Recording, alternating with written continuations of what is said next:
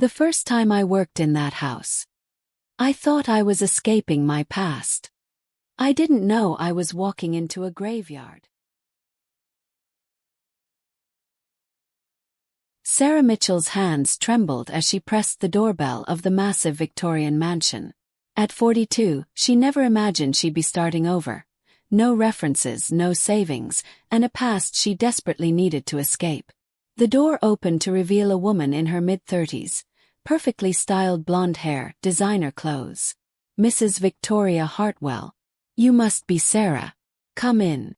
Victoria's smile didn't reach her eyes. The house was stunning. Marble floors, crystal chandeliers, art that probably cost more than Sarah had earned in her lifetime. But something felt off. The perfection seemed forced, like a stage set. The position is simple, Victoria explained, leading her through immaculate rooms. Cooking, cleaning, laundry. We have a son, Oliver, he's 10. My husband travels frequently for business. She paused at the kitchen doorway. The previous housekeeper left rather suddenly. May I ask why? Victoria's expression hardened for just a moment. She wasn't a good fit. I need someone who understands boundaries. Who knows their place. Sarah needed this job too badly to walk away. I understand completely. Good. You'll live in the basement apartment. Meals with the family are not expected. In fact, I prefer you keep to yourself when you're not working. Victoria handed her a thick contract. Sign this, and you can start tomorrow. That night, in her cramped motel room, Sarah read the contract.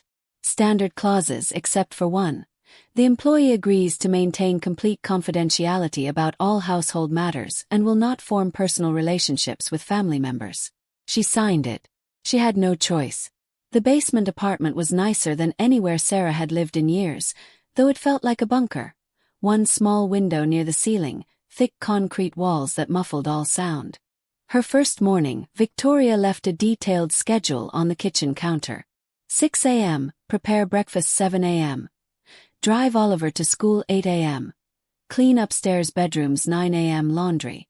The list continued until 10 p.m. By day 3, Sarah noticed the patterns. Victoria took pills, lots of them, from an orange prescription bottle she kept in her purse. Her mood swung wildly. One moment she'd be sweet and chatty. The next, she'd snap at Sarah for folding towels wrong. Mr. Hartwell, Marcus, was rarely home, but when he was kind. Too kind. He asked Sarah about herself, remembered details, smiled warmly. It made Victoria's jaw clench. Oliver was a quiet child who spent most of his time in his room. When Sarah drove him to school, he barely spoke. But one morning he whispered, "Are you going to leave like Emma did?" Emma was the last housekeeper. He nodded, staring out the window. She was nice. Then she wasn't here anymore. What happened to her? Oliver's small voice was barely audible. Mom said she stole from us. But Emma wouldn't do that. She promised she'd never leave me. The third floor was off limits. Victoria had made that clear. But 2 weeks in, while cleaning the second floor hallway, Sarah noticed muddy footprints leading up the stairs. She followed them. The third floor had only one door. She shouldn't have tried the handle. Shouldn't have used the spare keys she'd found in the kitchen drawer. But curiosity, and a growing sense that something was very wrong in this house, pushed her forward. The room was a studio apartment, fully furnished but covered in dust. Women's clothes in the closet, a laptop on the desk, and photographs, dozens of them, of a young woman with dark hair. Sarah's breath caught. On the desk was a journal. October 3rd. Victoria is getting worse. She accused me of flirting with Marcus again. I wasn't. I would never. But she screams at me when he's nice to me. October 15th. She's following me. I know she is. She goes through my things. October 28th. I have to get out. But I have nowhere to go. No money. She made me sign that contract. I can't even use her as a reference if I leave. November 2nd. Marcus says he'll help me. He says this isn't normal, that Victoria needs help. He's going to. The entry ended mid-sentence. Sarah flipped frantically through the remaining pages. Blank. A creak on the stairs made her heart stop.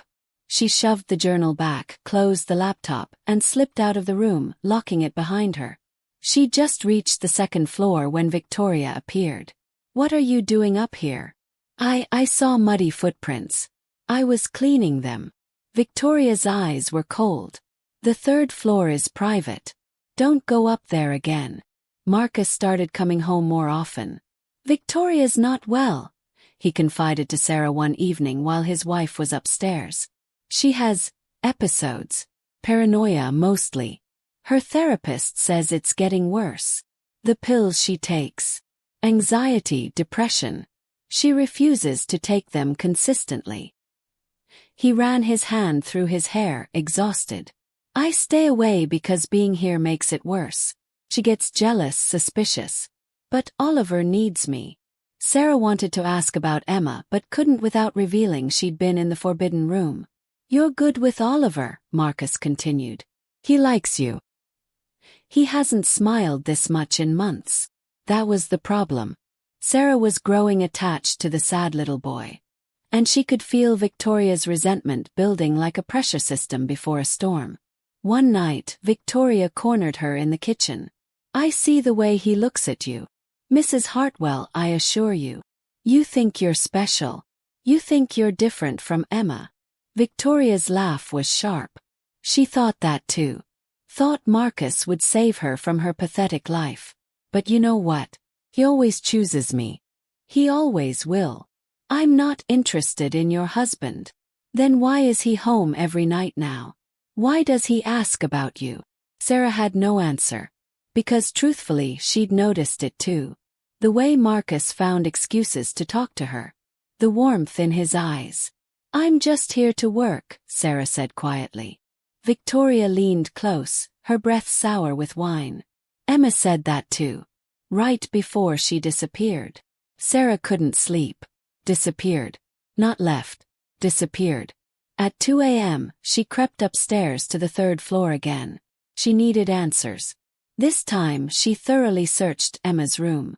In the closet behind boxes she found a phone. Dead battery. Using a charger from her own room, she powered it on. Text messages loaded. The most recent were from November 3rd. 2 days before Emma apparently left. Emma to Marcus. "Are you sure about this? What if she finds out?" Marcus to Emma. "She won't. Meet me at the address I gave you. Midnight. We'll leave together." Emma to Marcus. "I'm scared." Marcus to Emma. "Trust me. I'm getting you out of here." No messages after that. Sarah's hand shook. She checked Emma's call history. The last call was to 911, at 11:47 p.m. on November 3rd. Duration: midnight. Call that didn't connect. She opened the photo gallery. Recent photos showed Emma's face. A black eye, fingerprint bruises on her arm. And screenshots. Screenshots of Victoria's prescription bottles. Not anxiety medication. Antipsychotics.